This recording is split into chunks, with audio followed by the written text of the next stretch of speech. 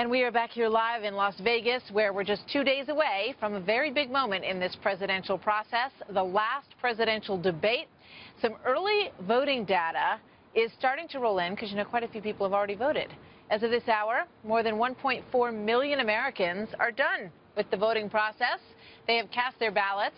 And from what we're seeing so far, the numbers show that Donald Trump is set to do better in the battleground states of Iowa and Ohio than Mitt Romney did in those states in 2012. So let's dig into some of these numbers. Dr. Michael McDonald works with the United States Elections Project to gather those numbers. He's an associate professor at the University of Florida. Michael, welcome. Good to have you here today.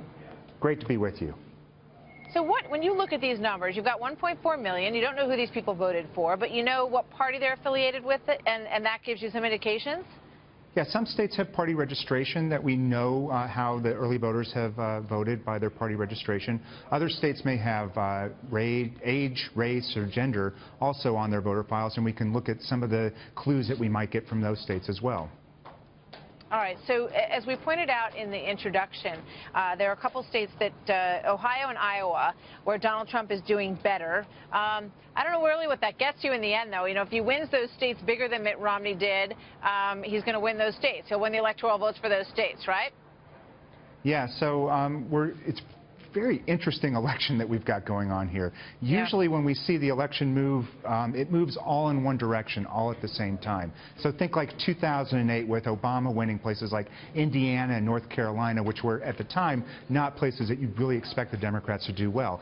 This election's different. We're seeing strength for Clinton in places like North Carolina, again, Florida and Virginia. But at the same time, even if those states are moving in the direction of the Democrats, we're seeing direction in the movement of the Republicans in the Midwest in places like Iowa and Ohio. Very fascinating election.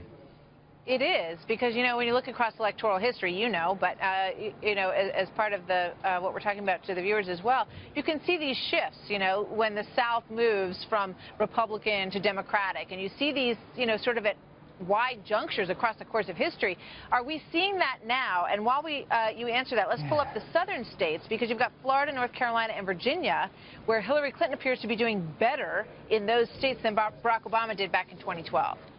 Yeah, absolutely. So, again, it's just a fascinating example. Now, is this a long-term adjustment, which political scientists like myself, we call that a realigning election, or is this just a deviating election, a one-off on this particular election cycle? We'll have to wait and see, but it is very curious to see these divergent patterns throughout the country that could spell some real fundamental changes in our politics.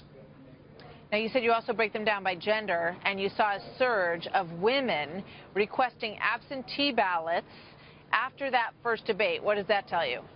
Yeah, there are two states, North Carolina and Georgia, where I have individual level data by gender of people who have requested and returned their absentee ballots. And I could see in that week following the first presidential debate, there was a surge in women who were requesting their absentee ballots. Now, it's just a small surge, and in the big scheme of things, there'll be millions of votes in those states, and we're only seeing maybe thousands of people that were engaged in requesting absentee ballots. But it is interesting to see that sort of effect where a campaign event happens, and you can actually see the voters respond to those events.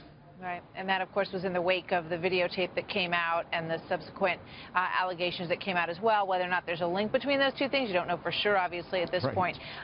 But let me just ask you a quick Florida question, because it shows how many Democrats and Republicans have voted in the absentee ballots, but you don't have a handle on crossover. And the Florida Republicans say that they believe there's a lot of sort of shy Trump vote out there, Democrats that are crossing over. Any indication that that's true?